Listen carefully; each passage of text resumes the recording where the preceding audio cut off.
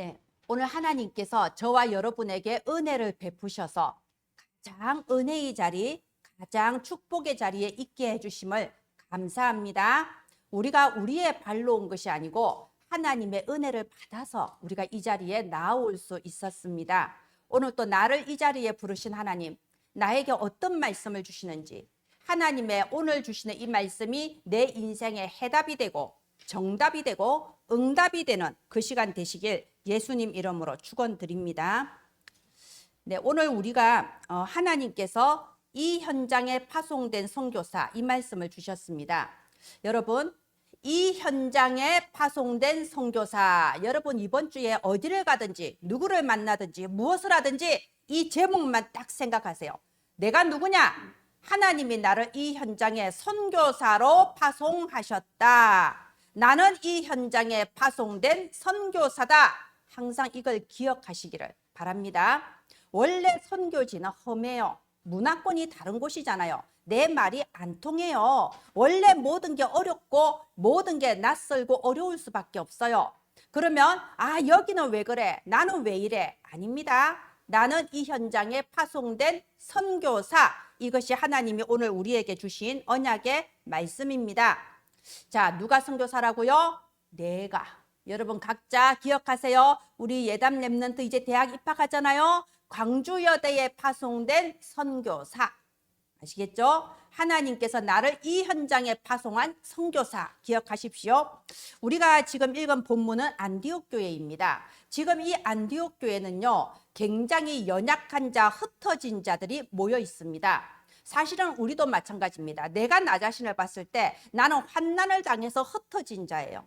나에게 이런 사건이 없었다면, 나에게 이런 재앙이 닥치지 않았다면 내가 하나님 앞에 나오지 않았을 거야. 나는 환난을 당해서 흩어진 자 같습니다. 근데 사실은 우리는 흩어진 자가 아니고 누구냐? 파송된 자. 하나님께서 이방인 선교를 하라고 안디옥을 파송하신 것처럼 우리도 하나님께서 선교사로 이곳에 파송했습니다. 여러분, 저는 이 지역 사람이 아니에요. 누차 말합니다. 저는요, 어제도 저기 이제 또 다른 지역에 모임이 있어서 갔다 왔거든요. 날씨도 좋은데 지역도 한산하니 조용하고 깨끗하고 운동할 곳, 산보할 곳 너무 좋더라고요. 제가 우리 지역을 생각했어요. 어이구, 얼마나 시끄럽습니까? 시장통이잖아요. 사람들이 바글바글해요. 차들도 바글바글합니다. 쓰레기도 바글바글 하잖아요. 길거리에. 그래서 내가 우리 동네에 있다가 이 동네 오니까 힐링이 되네. 막 이런 마음이 들더라고요. 사실은 제가 이 지역에 와서 교회를 개척한 지가 10년이 넘었어요. 근데 거의 한 10년 전에 제가 하나님께 질문했습니다. 하나님, 나를 왜 이 지역에 보내셨습니까? 제 생각에 저는 그래도 좀 지적이고 수준이 있는 줄 알았는데 하나님이 나를 파송하신 지역을 보니 그렇게 지적이진 않네요. 그렇게 수준이 있지는 않네요. 왜 나를 이곳에 파송하셨습니까? 그런데 하나님께서 내게 주신 답변의 말씀이 있으세요. 마가복음 2장 17절에 말씀하시기를 건강한 자에게는 의원이 쓸데없고 병든 자에게라야 쓸데있느니라. 나는 의인을 부르러 온 것이 아니고 죄인을 부르러 왔다고 하셨습니다. 예수님께서 이 땅에 태어나신 것 자체가 하늘 보좌의 영광을 버리고 더러운 땅에 태어나신 거잖아요. 그죠? 예수님이 이 땅에 오신 것 자체가 선교사로 오신 겁니다. 전혀 아주 죄가 가득하고 타락한 곳에 오신 거예요. 근데 뭘 하러 오셨다고요? 의인을 부르러 온 것이 아니고 죄인을 부르러 왔다고 했습니다. 여러분, 우리가 사는 이 지역 자체가 병들어 있고 우리가 사는 이 시대 자체가 사실은 병들어 있습니다. 교회 다니는 사람들 많습니다. 그러나 대부분의 사람들이 종교와 복음이 무엇인지 구분을 잘 못하고 있습니다. 저는 어디 나가서 제가 목사란 사실을 잘 말을 안 해요. 왜냐하면 내가 목사다 이렇게 되면요, 불신자들은 그때부터 이상한 눈으로 날 쳐다보기 시작하고요. 또 신자들은, 교회 다니는 사람들은요, 그때부터 갑자기 무슨 죄인이 경찰관 만난 것처럼 제가 열심히 해야 되는데 제가 제대로 못해서 내가 그 사람 잘하는가 못한가 검사하러 간 것도 아닌데, 그래서 어디 가면은 제가 목사란 말을 잘 얘기를 안 합니다. 대부분 신자들이요, 이 신앙생활에 대해서 어떻게 생각하냐, 굉장히 힘든 거라고 생각을 하고 있어요. 굉장히 힘들게 어떻게 해야 응답을 받을까 말까 한다. 항상 하나님 앞에 내가 잘했나 잘못했나 눈치 보면서 신앙생활을 하고 있습니다. 뭔가 모르게 나는 잘 못하고 있는데 나는 더 경건해야 되고 더 선해야 된다, 이렇게 생각하면서 종교와 복음을 구분을 못하고 있어요. 하나님께서 우리에게 주신 언약이 뭔지도 잘 모르고, 내가 구원받은 성도로서 받은 권세가 뭔지도 잘 모르고, 그러니까 당연히 우상 숭배할 수밖에 없어요. 교회 다녀도 점치러 가고 교회 다녀도 사주팔자 보고 당연히 우상 숭배할 수밖에 없는데, 그러니까 하나님 자녀 과연 구원받았을까? 과연? 분명히 예배는 드리는데 불신자가 당하는 그 재앙을 다 똑같이 당하고 있습니다. 우상 숭배는 재앙이 따라오거든요. 복음 모르고 교회 다니는 거 우상 숭배와 똑같아요. 그러니까 딱 그 불신자 재앙 그대로 당하고 있는데 이유도 모르고 원인도 몰라요. 어떻게 하면 여기서 해방받을까? 답도 모른다니까요. 그래서 말씀하시는 겁니다. 병든 자. 하나님께서 봤을 때는 이 땅의 사람들이 다 창세기 3장으로 병든 자예요. 다 창세기 3장으로 죄인이에요. 그러니까 이 땅에 예수 그리스도께서 선교사로 오셨고 이제 우리를 내가 너희를 그곳에 파송했다라고 하는 겁니다. 오늘 이 현장에 파송된 선교사 답을 주라는 겁니다. 병들어 있는 현장에 답을 주라는 겁니다. 아니 내가 뭐라고요? 나는 말도 잘 못하는데, 나는 무능력한데. 우리의 능력이 필요한 게 아닙니다. 이사야 60장 1절에 일어나라 빛을 발해라 답을 줘라. 근데 그 빛이 무슨 빛이냐? 여호와의 영광이 내 머리 위에 임하여 있다 했습니다. 저와 여러분의 머리 위에 여호와의 영광이 이미 임하셨습니다. 믿으시기 바랍니다. 여러분 머리 위에 여호와의 영광이 지금 임하셨습니다. 그래서 빛을 발하라 라고 하는 겁니다. 자, 이미 여호와의 영광이 우리에게 임하셨고 일어나서 빛을 발하기만 하면 답이 전달되는 거예요. 살아나는 거예요. 그러면 우리가 해야 될 건 딱 하나죠. 다음 화면 해주세요. 우리가 해야 될 최우선 순위는 기도입니다. 능력은 하나님께 있지 나한테 있지 않습니다. 우리가 현장에서 증인으로 쓸 때 우리의 입술에 말할 것을 담아주시고, 우리가 말씀을 전할 때 보좌에 앉으신 그리스도께서 함께 역사해 주신다고 했습니다. 영세전에 감추어 주셨고 이제는 나타내신 바 되셨고 세세무궁 지속할 수 있는 제자 하나님께서 내게 붙여주시는 겁니다. 그래서 우리가 해야 될 거 기도예요. 여러분 하나님은 우리에게 24라는 시간을 주셨는데요. 여러분 시간의 최우선 순위를 무엇에 두고 있습니까? 기도의 최우선 순위를 두시기 바랍니다. 밥 먹는데 잠자는데 그런데 우선순위 두고 살 수는 없잖아요. 그죠? 기도하고 예배드리는데 최우선순위를 두시기 바랍니다. 지금 우리 교회가 릴레이 기도를 하고 있는데요. 굳이 우리가 기도 제목까지 정해주면서 릴레이 기도하는 이유가 뭡니까? 무슨 나무아미타불도 아니고 무슨 천주교에서 가르쳐주는 기도문도 아니고 왜 굳이 기도 제목까지 다 말하면서 우리가 이렇게 릴레이 기도를 하냐? 각인 때문에 그래요. 우리가 굳이 기도 제목까지 다 정하고 강단 말씀 묵상하면서 기도를 해라 하는 이유가 우리 속에 있는 잠재의식 무의식이요 전혀 영적인 것과 상관이 없거든요. 하나님께서 인간을 창조하실 때 흙으로 창조하셨어요.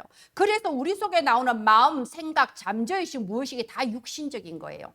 그래서 마음과 육체에 원하는 것을 하다가 본질상 진노의 자녀로 망할 수밖에 없는 게 인간이란 존재예요. 그래서 우리가 기도하면 나도 모르게 육신적인 기도가 나오는 거예요. 나도 모르게 하나님의 뜻과 상관없는 것들이 내한테서 나온다니까요. 그래서 우리가 기도 제목을 정하고 강단 말씀을 묵상하면서 기도하는 이유, 내 안에 각인을 바꾸자는 거예요. 여러분 아무리 교회를 한 주도 안 빠지고 꼬박꼬박 다녀도 무슨 일만 생기면 내 안에 다른 것이 튀어나옵니다. 그게 뭐죠? 그게 각인이라는 겁니다. 여러분 우리가 잠깐 하나님의 응답을 누리고 잠깐 쓰임받는 사람이 있는가 하면요, 끝까지 하나님께 쓰임받으며 축복을 누리는 사람이 있습니다. 그 차이가 뭐냐? 각인의 차이예요. 얼마만큼 잠재의식 무의식 속에 영혼 속에 각인되어 있냐? 각인의 차이거든요. 그래서 우리가 기도하는 겁니다. 기도할 때 나의 뇌에 각인이 되고 내 영혼의 뿔이 내려집니다. 내 영혼의 뿔이 내려진 것은요 보좌를 움직입니다. 보좌에 앉으신 하나님의 능력으로 응답하셔서 모든 것을 바꾸시고 시공간을 초월하여 전 세계를 움직이시는 겁니다. 그럴 때 우리가 증거를 보고 체질이 되는 거예요. 아, 정말 하나님은 살아계시구나. 정말 최우선순위가 기도구나. 하나님이 아니면 나는 아무것도 할 수 없구나. 24, 25 영혼의 응답을 받는 체질이 되는 겁니다. 예, 다음 화면 해주세요. 자, 본론 보겠습니다. 우리가 지금 사도행전 13장을 읽었는데요. 사실 우리는요, 한 사람의 이 선교사 바울이 파송되기까지 어떤 일이 있었는가 잠깐 보도록 하겠습니다.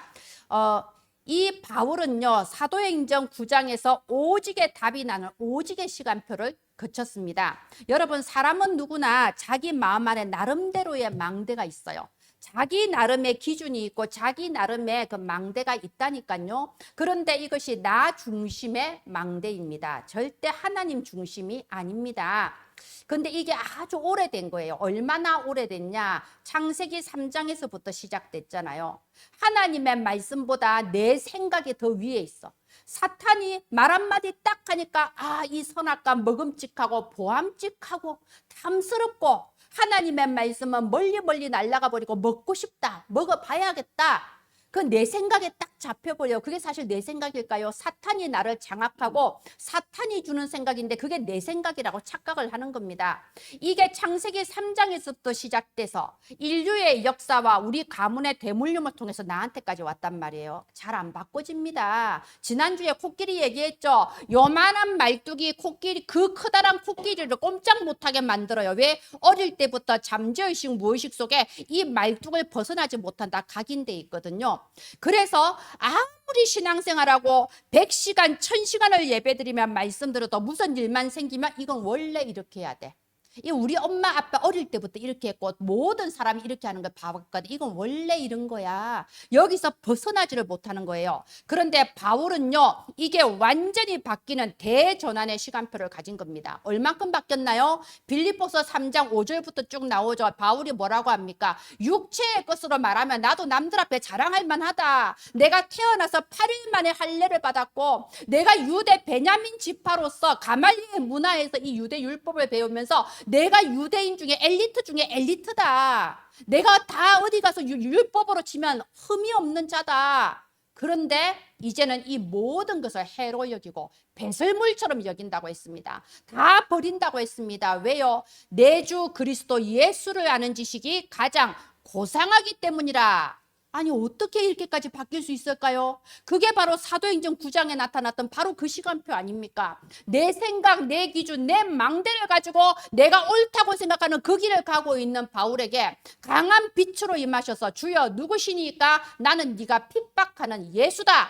이럴 때 바울이 완전히 뒤집혔던 거예요. 내가 핍박하고 내가 배척했고 내가 죽여야 된다고 생각했던 그 상대가 그렇게도 내가 갈급하게 애타게 찾고 있던 하나님 창조주 그분이셨잖아요. 완전히 대전환의 역사가 일어났습니다. 바로 이때 하나님께서 바울에게 평생에 걸어가야 될 미션을 주신 겁니다. 뭘 주셨나요? 이 사람은 이방인과 임금들에게 이 복음을 전하기 위해 택한 나의 그릇이다. 내가 무엇을 하며 무엇을 위해서 어떻게 살아야 될지 평생의 미션을 찾을 때 바울이 완전히 바뀌는 대전환의 역사가 일어난 겁니다. 나 중심의 망대, 나 나름의 망대가 완전히 뽑혀 나가고 오직이라는 빛의 망대가 내 안에 딱 세워진 겁니다. 여러분 오직이 무슨 의미인가요? 우리 예수님이 말씀하셨어요. 이 천국은 값진 진주를 발견한 이 상인과 같아서 진짜 가치 있는 진주를 발견하면 나머지 내가 가지고 있던 물건 다 팔아 없애도 돼요. 모든 자본금 다 없애도 돼요. 그거 다 들여서 이 진주 하나 사는 거예요. 이게 진짜 가치가 있다면. 보화밭 얘기했습니다. 땅을 밭을 파다가 거기서 보화가 있는 걸 발견했어요. 그러면 이 땅 이제 누가 가져가지 않게 이거 흙을 잘 덮어놓고 자기 집에 가서 모든 거 다 팔아. 가재도구 다 팔아. 있는 재산 다 팔아. 그리고 돈을 마련해서 그 밭 주인한테 가서 그 밭을 사는 거예요. 왜? 보화가 있는 걸 알았거든요. 이게 오직이라는 겁니다. 여러분 진짜를 발견하면요. 나머지는 배설물처럼 버릴 수가 있는 겁니다. 바울이 바로 그 시간표를 가졌던 거예요. 바울이 빌립보서 1장 21절에 말했습니다. 내게 사는 것이 그리스도니 죽는 것도 유익함이라. 감옥 안에서 쓴 편지예요. 감옥 안에 있는 사람이 감옥 밖에 있는 사람에게 너희는 나를 위해서 아무것도 걱정할 필요 없다. 내가 감옥 안에 있는 게 영광이다. 여기서 내가 사형당해 죽어도 괜찮다. 왜? 내게 사는 것이 그리스도다. 차라리 지금 죽는 것도 나는 괜찮다. 단지 내가 지금 죽지 않고 사는 것은 너희를 위하여, 너희한테 복음 전하기 위해 사는 것이다. 이렇게 고백하고 있습니다. 여러분, 이 바울이요, 이 그리스도 최고의 이 가치를 발견하고 난 뒤에 바울에게 좋은 일이 있은 게 아니에요. 핍박과 고난이 시작됐습니다. 바울에게 보장되어 있던 그 미래의 성공과 부귀 다 없어져 버렸습니다. 그런데 이런 것들은요, 다 육신의 것이거든요. 핍박과 고난 또 육신에 일어나는 것이고, 부귀와 성공도 육신의 것이에요. 근데 바울은 뭘 봤습니까? 셋째 하늘을 본 겁니다. 누구든지 그리스도 안에 있으면 새로운 피조물이라. 이전 것은 지나갔으니 보라, 새 것이 되었도다. 한 번 하늘의 보호자의 영광을 본 겁니다. 영원한 가치를 본 겁니다. 그러니까 그 어떤 육신의 것으로도 이 영원한 가치, 영원한 보좌를 이길 수가 없는 거죠. 여러분, 우리가 오직의 시간이 있기를 바랍니다. 여기서부터 출발하는 거예요. 교회를 오는 걸로 출발하는 게 아닙니다. 예수님 영접하는 기도를 하는 걸로 출발하는 게 아닙니다. 오직의 망대가 내 안에 세워지기를 바랍니다. 다른 모든 그 무엇보다도 나는 오직 예수 그리스도 한 분이면 충분하고, 예수 그리스도 한 분이면 만족하고, 예수 그리스도 안에 모든 것이 다 있음을 고백하는 바로 그 오직의 시간표를 가질 때 여러분, 모든 응답이 시작되는 겁니다. 혹시 내가 지금 어려운 상황 속에 있습니까? 나만 응답을 받지 못하고 다른 사람은 다 응답받고 하나님이 나를 버리셨나? 이런 생각이 들 때도 있습니다. 그렇지 않아요. 가장 중요한 시간입니다. 오직의 답을 찾는 그 시간인 줄 믿습니다. 예, 다음 화면 해주세요. 우리가 그 뒤에 사도행전 11장을 보려고 합니다. 여러분, 팀의 시간이에요. 사실 이 팀이 쉽지 않습니다. 누가복음 10장에도 예수님께서 70인 제자 보내실 때 둘씩 짝지어서 보냈다고 돼 있습니다. 마태복음 18장 20절에 예수님 직접 말씀하시기를 두세 사람이 내 이름으로 모인 곳에 나도 그 중에 함께 있다라고 했습니다. 말하자면 예수님은 처음부터 우리에게 팀을 말씀하셨어요. 팀 사역. 이걸 말씀하셨어요. 근데 사실 이 팀이 쉽지 않습니다. 왜요? 사탄은요, 무슨 짓을 해도 이 언약의 사람들이 팀이 못되게 만들어요. 그게 창세기 3장의 그 저주라는 겁니다. 자, 창세기 3장 사건 벌어졌을 때 하나님께서 아담에게 물었어요. 네가 어찌하여 언약을 잃어버리고 이런 일을 저질렀냐? 뭐라고 대답했습니까? 하나님이 만들어주신 저 여자가 나한테 먹으라고 했습니다. 남 탓하잖아요. 원네스가 안 됩니다. 하와한테 가서 물었어요. 네가 어찌하여 말씀을 어기고 뱀의 말을 들었냐? 아이, 저 뱀이 나를 속여서. 뱀도 사실 하나님 만드셨잖아. 말하자면 하나님을 원망하는 겁니다. 이런 식으로요, 항상 원네스가 되지 못하도록, 하나가 되지 못하도록 하는 게 이 사탄의 첫 번째 전략이에요. 하나님의 말씀보다 나밖에 몰라. 그 엘리야가 그랬잖아요. 나밖에 없습니다. 모두 다 하나님을 버리고 오직 나만 남았습니다. 이게 엘리야 아닙니까? 여러분, 엘리야가 갈멜산에서 800대 1로 영적 승리를 거두고 어마어마한 역사를 이뤘지만요, 엘리야는 결국 또 도망자가 됐습니다. 실패했어요. 그럴 때 엘리야가 완전히 낙심해서 나밖에 없었는데 나까지도 실패했습니다. 차라리 나를 죽여주시옵소서 그랬습니다. 그런데 하나님 뭐라고 대답했나요? 내가 너 말고도 7,000명을 남겨놨다고 했습니다. 여러분, 왜 그렇게도 엘리야가 못 깨달았을까요? 이 창세기 3장이에요. 거기에 딱 잡혀 있으니까 내가 구원받고 교회 다녀도 다른 사람과 팀이 못 되는 거예요. 그 제자 엘리사는 어쨌습니까? 엘리야 때 나밖에 없습니다 했을 때 했는데요. 그 제자 엘리사 때는 여기저기 제자들이 가득했습니다. 길갈에도 있었고요, 여리고에도 있었고요, 가득했습니다. 엘리야 때는 왕이 엘리야를 죽이겠다고 했는데 엘리사 때는 왕이 오히려 엘리사를 보고 우리 이스라엘의 아버지여, 내 아버지여 그렇게 불렀다니까요. 이게 팀이라는 겁니다. 여러분 바울 한번 보세요. 바울도 처음에는 혼자가 됐습니다. 왜? 오직의 시간표 있어야 되니까. 아무도 바울 옆에 있지를 않아요. 유대인들한테 갈 수가 없어요. 핍박당합니다. 그렇다고 교회, 초대교회로 갈 수도 없어요. 초대교회는 아직도 바울을 의심하고 있잖아. 저 사람 핍박자인데 왜 저러지? 갈 데가 없습니다. 홀로 외톨이에요. 그런데 어떤 일이 벌어졌냐? 우리 사도행전 11장 24절 한번 보세요. 바나바가 나옵니다. 바나바. 여러분 이 바나바는 어떤 사람인가요? 24절에 보면요. 바나바는 착한 사람이요 성령과 믿음이 충만해서 큰 무리가 모여들었다고 되어 있습니다. 여러분 어떻게 해서 바나바가 가니까 큰 무리가 모여들 수 있었을까요? 저는 이런 일을 봅니다. 제가 이제 어린이 사역을 굉장히 오래 했잖아요. 어린이들은 어른보다 겉으로 많이 드러나기 때문에 많은 걸 볼 수가 있습니다. 이제 어떤 애가 이 다락방 계속 참석하고 교회 다니다 보니까 이제 생각한 거예요. 와, 전도해야겠다. 야, 내가 이 하나님 자녀된 게 엄청 좋은 거구나. 아, 내가 이거 다른 사람한테도 전해야겠다 생각 들 거 아니에요. 당연히. 그래서 전도를 했어. 친구를 데려왔어요. 근데 제가요, 딱 본 게 그거예요. 자기가 친구를 데려왔거든요. 그런데 전도한 본인이 이 친구를 견뎌내지를 못하는 거예요. 그때부터 막 눈이 이상해져. 그러면서 막 자기가 데려온 그 친구가 마음에 안 들어 죽는 거야. 그래서 저한테 얘기해. 선생님, 제가 얘가요, 이랬어요. 선생님, 제가 저랬어요. 원래 그러면 안 되잖아요. 그래서 제가 본 거예요. 아, 이게 창세기 3장이구나. 내가 전도했으면, 우리가 상식적으로 그렇잖아요. 내가 전도했으면 어떻게든 교회 뿌리 내리게 만들어야지. 내가 잘해줘야지. 이게 상식일 것 같죠. 근데 내 마음에서 그게 안 나와. 사탄이 내 마음에 내 눈을 헷가닥 뒤집어서 미운 것만 보게 만들고 틀린 것만 보게 만들고 절대로 팀이 못 되게 만든다니까요. 그러니까 많은 교회들이 전도는 많이 되는데 뒤로 다 빠져나가고 남는 게 없고 맨날 그 상태인 거예요. 교회가 하나 되지 못하게 하고 성도가 팀이 못 되게 만드는 겁니다. 이 바나바가요, 바나바의 이름이 무슨 뜻이냐? 위로하는 자, 격려하는 자라는 뜻입니다. 지금 안디옥 교회 갑자기 이제 막 큰 무리가 모여들어요. 교회가 이렇게 조그만데 갑자기 큰 무리가 모여들면 감당이 안 됩니다. 모든 게 막 복잡해요. 막 행정도 엉키고 다 엉켜요. 그럴 때 바나바가 가서 위로하고 격려하는 사람이 된 겁니다. 우리가 교회 안에도요, 두 가지 은사가 있습니다. 어떤 사람은요, 아주 전도를 잘하는 사람이 있어요. 전도의 재생산. 막 가서 문도 잘 열고 전도도 잘해요. 그런데 이 사람이 이제 그 사람을 잘 양육하는 경우는 제가 별로 못 봤어요. 처음에 복음 전할 땐 좋았는데 시간 지나면 지날수록 이상한 메시지가 입에서 나오기 시작해. 자기 생각이. 그렇거든요. 그런데 이 양육의 은사는 따로 있습니다. 그 사람을 위로해주고 힘주고 챙겨주면서 뿌리 내리도록 도와주는 사람이 있어요. 그게 바나바였던 겁니다.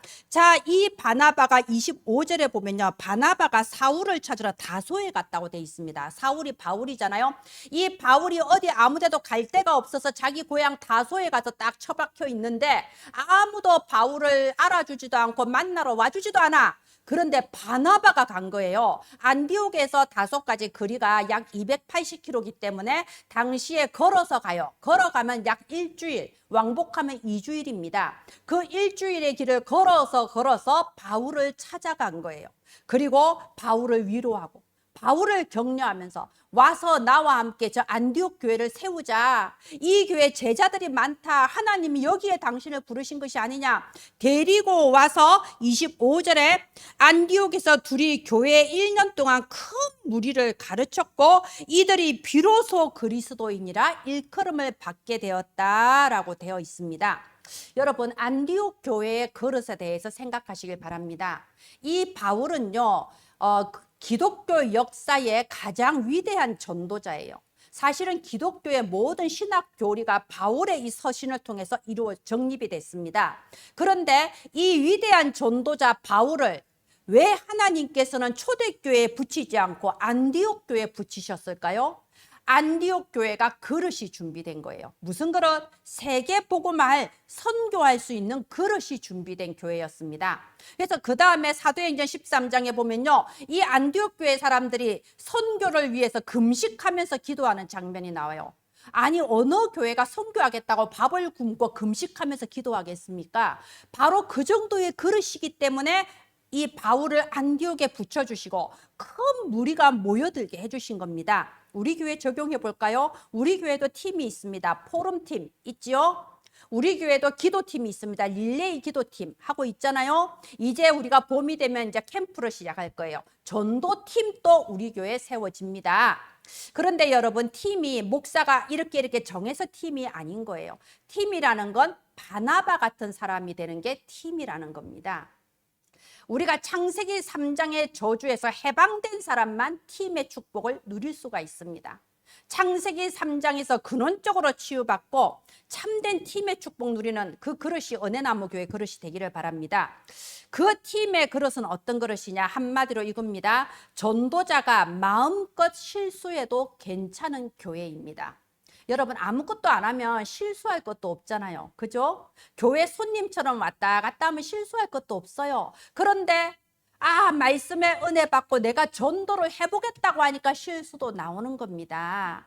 전도자가 마음껏 실수해도 괜찮은 교회, 전도자가 마음껏 성령의 역사가 일어나면 다 함께 기뻐하며 감사하는 교회가 되기를 바랍니다. 다음 화면 해주세요. 이제 가장 중요한 시간입니다.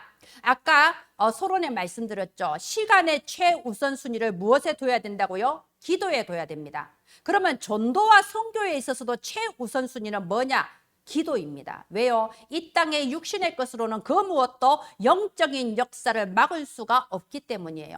요셉 보세요. 아무것도 할 수 없어요. 노예가 뭘 하겠습니까? 아무것도 할 수 없어요. 그 다음에 감옥 갔습니다. 감옥 가면 더더욱 아무것도 할 수 없습니다. 요셉이 아무것도 할 수 없는데 모든 것을 움직였어요. 뭘로? 기도로서 모든 것을 움직인 겁니다. 기도할 때 내 속에 있는 잠재의식, 무의식의 대전환이 일어납니다. 내 안에 새로운 것이 각인됩니다. 기도할 때 하늘 보호자가 움직입니다. 전 세계와 모든 것을 움직이는 능력이 기도에 있는 겁니다. 그래서 사도행전 13장 1절 3절 아까 우리가 읽은 거 보면요. 주를 섬겨 금식했다. 금식하면서 집중한 거예요. 그럴 때 성령 인도가 딱 나오잖아요. 내가 불러 시키는 일, 이 성령 인도가 정확하게 나타난 겁니다. 여러분 한번 생각해 보세요. 어떻게 하면 금식하면서 주를 위해 기도할 수 있을까요? 어떻게 하면 우리가 이렇게 집중할 수 있을까요? 내 안에 이게 있어야 돼요. 뭐가 있어야 되냐? 하나님께서 완벽하게 다 준비해 놓으셨다. 하나님이 완벽하게 책임지신다. 하나님이 보장하셨다. 이 믿음이 있어야 우리가 성령 인도 받게 해달라고 기도할 수 있는 겁니다. 우리가 3월 7일 날 이제 이 개강 집중 훈련을 하거든요. 저는 어제도 이제 여러 목사님들 함께 모여서 이렇게 회의를 했습니다. 제가 느낀 게 뭐였냐면요. 제가 10년 전부터 아니죠. 4, 5년 된 것 같아요. 초동신학원 일을 하기 시작한 게. 우리 은혜 그때 목사님 본 거 기억나나요? 나는 기억합니다. 예. 자, 제가 초동신학원을 한 게 한 10몇 년 전부터인데요. 그때도 제가 성령 인도 받아서 우리가 이걸 합시다. 집중훈련 막 이제 이런 식으로 하잖아요.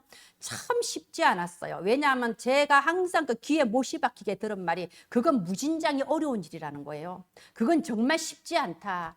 그건 정말 힘든 일이다. 정말 어렵대. 그러면서 억지로 따라와요. 이 사실 그 말 하고 싶었나 봐. 이건 절대 불가능이다. 우리 수준에, 우리 광주 수준에, 우리 원내스도 안 되는데 우리가 뭘 해? 절대 안 된다는 거예요. 근데 김지영이 하도 하자 그러니까 하는 거예요. 근데 제가 그 말을 10년 넘게 귀에 못이 박게 돼. 절대 안 된대. 절대 힘든데. 근데 하면요. 랩런트들이 자라요. 하면 하나님이 다 준비해 놓으셨어요. 경제도 준비하셨고요.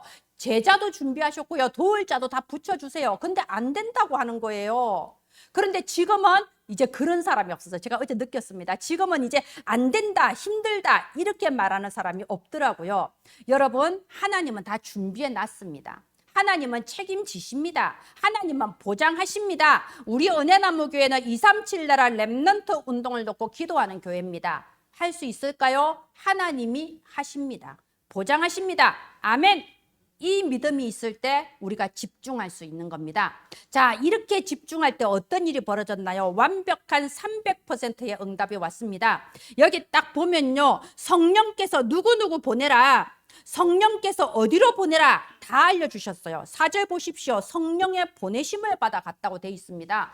누구를 보내라, 어디를 가라 쭉 해서 가보니까 7절에 총독이 기다리고 있네. 총독, 그 섬의 최고 지도자 아닙니까? 총독이 제자로 딱 버티고서 바울의 말을 듣기 시작합니다. 이게 완벽한 성령 인도라는 겁니다. 확실한 성령의 역사가 나타납니다. 뭔가요? 흑암이 무너지는 거예요. 이 바예수라고 하는 마술사가 총독이 복음 듣지 못하게 계속 옆에서 방해해요. 이게 지정신이 아니죠. 사탄의 생각이야. 지정신이 아니라니까. 우리가 현장에 가서 전도를 방해한 사람 지정신이 아닙니다. 그 사람 미워하지 마세요. 지정신이 아니에요. 사탄이 방해하는 거예요. 그래서 바울이요, 이 딱 말하잖아요. 9절에 바울이라고 하는 사울이 성령이 충만하여 그를 주목하고 이르되 모든 거짓과 악행이 가득한 자요 마귀의 자식이요 모든 의의 원수요 주의 바른 길 굽게 하기를 거치지 않겠느냐. 보라, 이제 주의 손이 내 위에 있으니 네가 맹인이 되리라 하니까 어째요? 맹인이 되어버렸어. 완전히 어둠에 잡혀가지고 사람이 누가 자꾸 부축을 해줘야 되는 그런 상황이 돼버린 겁니다. 이게 확실한 성령의 역사입니다. 여러분, 저는요 이거를 하루에 몇 번씩 기도해요. 이 세 가지 몇 번씩 기도합니다. 왜? 나는 무능하거든. 나는 연약하거든. 성령의 역사를 확실하게 체험하게 하소서. 확실하게 봐야 됩니다. 흑암이 어떻게 무너지는지, 하나님이 어떻게 문을 열어나가시는지, 그럴 때 지속할 성령의 제자가 일어나는 겁니다. 내가 하나님의 뜻이 아닌데 내가 여러 가지를 생각하고 계산해서 하려고 하니까 어려워요. 제가 많이 그랬어요.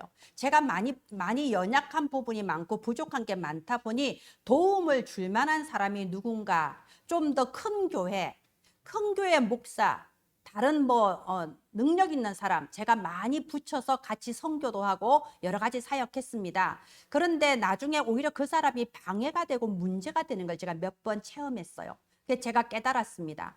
하나님이 다 준비하시고 하게 하시는데 내가 사람을 의지하고 상황을 의지하니까 문제가 생기는구나. 하나님은 정확하십니다.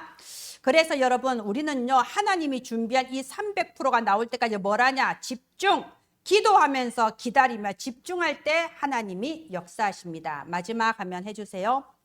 자, 이번 주에 어디를 가든지 누구를 만나든지 뭐라고 한다고요? 나는 이 현장에 파송된 선교사다. 하나님 말씀이에요.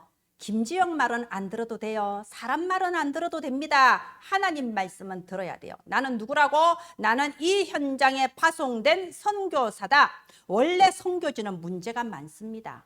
어려움도 많아요. 위기도 와요. 마음의 갈등이 많이 일어날 수 있어요. 그러나 그 무엇도 하나님이 주시는 응답은 막을 수가 없습니다. 우리는 당연, 필연, 절대만 하면 됩니다. 당연히 강단 말씀 묵상해야죠. 무슨 일 생기면 강단이 뭐였지? 기억하세요. 강단 말씀을 묵상하고 딱 적용해서 기도하는 겁니다. 그러면 필연적인 게 보여요. 그게 성령 인도예요. 아, 이게 필요해서 나를 이곳에 보냈구나. 내가 해야 될 게 이거구나. 성령 인도가 딱 나옵니다. 그 정확한 계획을 따라서 하나님의 절대 계획이 이루어지도록 하나님의 뜻대로 가는 겁니다. 저와 여러분이 현장에 파송된 선교사로서 이미 300% 확실하게 준비되어 있는 그 응답을 확인하며 승전가를 부르고 나오게 되시기를 예수님 이름으로 축원드립니다. 기도합니다. 하나님 은혜를 감사합니다. 우리 앞에 이미 완벽한 성령인도, 확실한 성령의 역사, 이제 지속할 성령의 제자를 준비해 놓으시고 우리를 선교사로 파송하셨음을 믿습니다. 내가 무엇을 해야 될지 하나님의 정확한 계획을 발견하게 하여 주옵소서. 당연한 일, 꼭 필요한 일을 하다가 하나님의 가장 절대적인 계획에 쓰임받는 저와 은혜나무 성도들 되게 하소서. 살아계신 예수님 이름으로 기도합니다. 아멘.